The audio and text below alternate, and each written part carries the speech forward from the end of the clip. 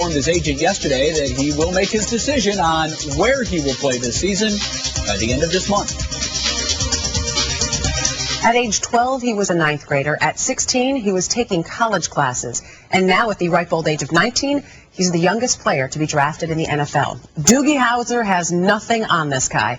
Joining us on Cold Pizza, the 10th pick in the 2007 NFL Draft, former Louisville defensive tackle Amobi Okoye, now a member of the Houston Texans. Amobi, I mentioned this young age. You enroll at Louisville and you're 16, the youngest player in college football. You're now the youngest player in the NFL to be drafted.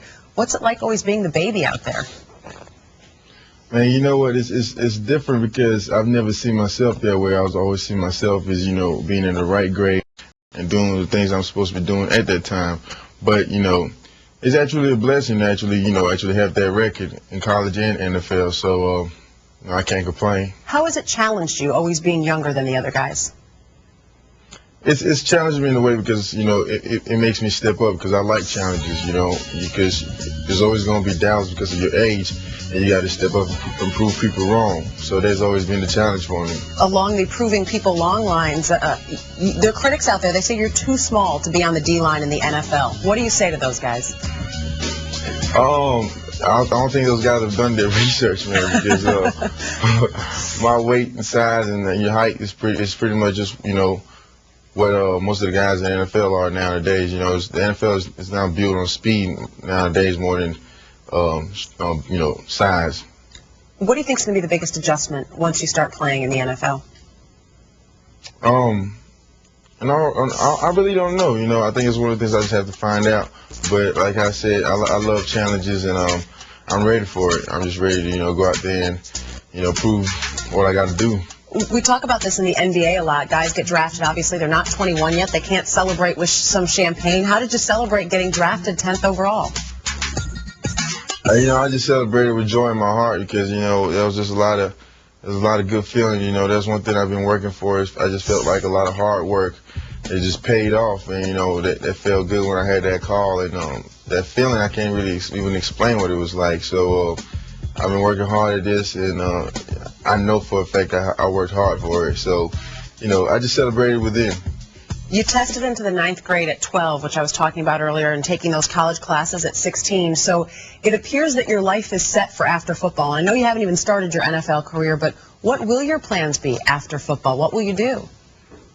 I like working with kids. I'm definitely going to be doing a lot of, charitable while playing as an athlete, and I already got a couple of things lined up actually.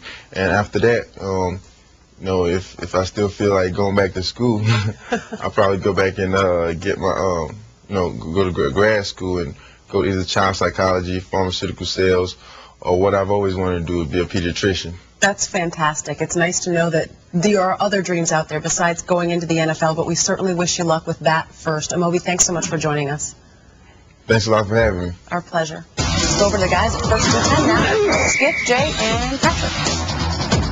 All right, before we jump into third down, a quick email. This one's to all three of us. Skip, sometimes I wonder if you say things just to get a rise out of people around the country. I wondered that myself. Skip would never do that. Please. You seriously believe all of this? Yeah. Okay. You know I believe what I believe. He does. He really That's does. the scary part. Patrick, you surprised me with your knowledge of sports. And we've said that as well. I mean, known as a tennis guy. Is that Mrs. Bayless? No, that means he's a really good actor.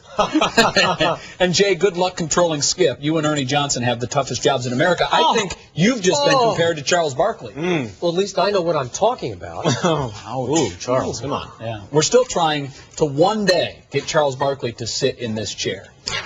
You can stand behind him. I don't think that chair I'll sit under. I'll be under here. I don't think it's strong enough, Jerry. We'll get a reinforced chair, Chuck. Just come and talk to Skip one time. All right, let's dive into third down. You lead off third down by looking at the Mavericks and the Golden State Warriors series, because it's interesting who has the pressure now.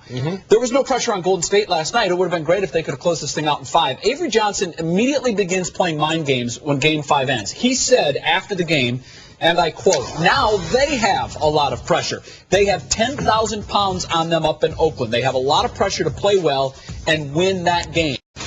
Well, they have 2 to win 1. Is Avery right? He actually had 10,000 pounds of pressure on their right arms, with which they used to shoot three-point shots. And I thought, Patrick,